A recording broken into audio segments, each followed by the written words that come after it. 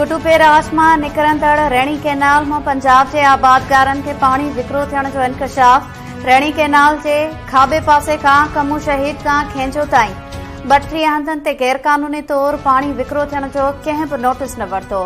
आबादगारनि जो चवणु आहे त आबपाशी खाते जा अमलदार रिश्वत एवज़ पंजाब के आबादगारनि खे पाणी विकिरो कनि था।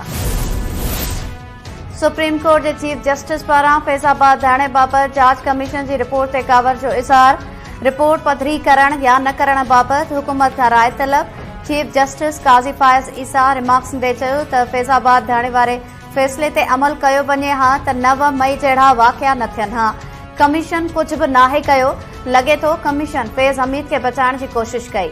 टीएलपी के त बयान लाइ घुरायो ई न वियो। फौज हुकूमत जे मातहत आहे, अलग कीअं थी सघे थी।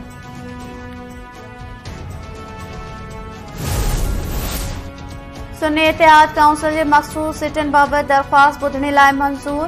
सुन्नी इतिहाद काउंसिल 2 सीटूं ॿियनि पार्टीज़ खे ॾियण वारो पेशावर हाई कोर्ट जो फ़ैसिलो मुअतल। सुप्रीम कोर्ट इलेक्शन कमीशन समेत लाॻापियल धुरियुनि खे नोटिस जारी करे छॾिया।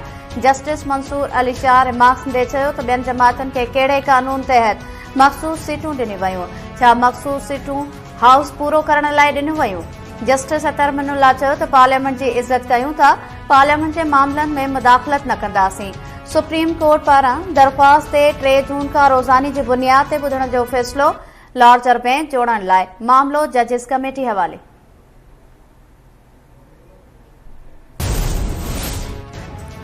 असां जूं मखसूस सीटूं ॿियनि खे ॾिनियूं वयूं।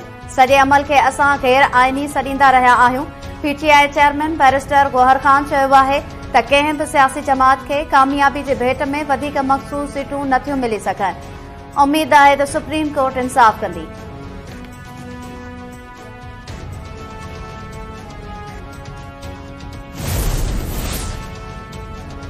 सिंध हुकूमत पारां सूबे में 10 मई खां अण रजिस्टर्ड गाॾियुनि ख़िलाफ़ कार्रवाई जो ऐलान। सरकारी ऐं ख़ानगी स्कूल्स में शागिर्दनि जी ड्रग टेस्ट कराइण जो बि फ़ैसिलो। सीनियर सूबाई वज़ीर शर्जील इनाम मेमून चयो आहे त सुन्नी इतिहाद काउंसिल मखसूस सीटुनि लाइ फ़हिरिस्त जमा न कराई हुई त सीटूं कीअं मिलंदियूं।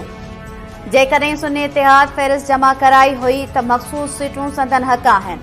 अदालती फ़ैसिलो नाहे पढ़ियो, पढ़ण बाद ई राय ॾेई सघंदुसि। तवानाई जो मसलो हल करण ऐं परॾेही सीड़प वधाइण जी कोशिश करे रहिया आहियूं। हुकूमत जो कम कारोबार करण न पर पॉलिसी ॾियण आहे। पाक सऊदी सीड़पकारी फोरम के ख़िताब कंदे नाणे वारे वज़ीर मोहम्मद औरंगज़ेब चयो आहे त एक्सपोर्ट पॉलिसी ते ध्यानु ॾियणो पवंदो। हाणे निजी सेक्टर खे लीड करणु घुर्जे। सऊदी जे नाइब वज़ीर इब्राहिम बिन यूसुफ चयो आहे त सऊदी पाकिस्तान खे मुआशी तौर मुस्तहकम ॾिसणु चाहे थो। सऊदी सीड़पकार पाकिस्तान में सीड़प कंदा।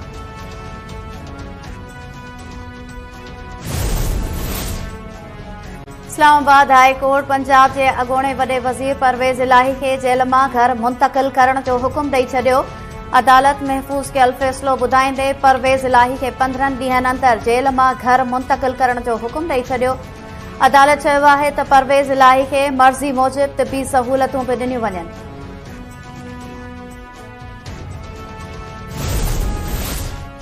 पीपल्स पार्टी चेयरमैन बिलावल भुट्टो ज़रदारी इदारनि खे खंघाइण वारे मामले ते हुकूमत सां ॻाल्हियुनि लाइ कमेटी जोड़े छॾी। शेरी रहमान, नवीद कमर ऐं सलीम मांडवी वाला ते ॿधल कमेटी इदारनि खे खंघाइण वारे मामले ते हुकूमत सां ॻाल्हियूं कंदी।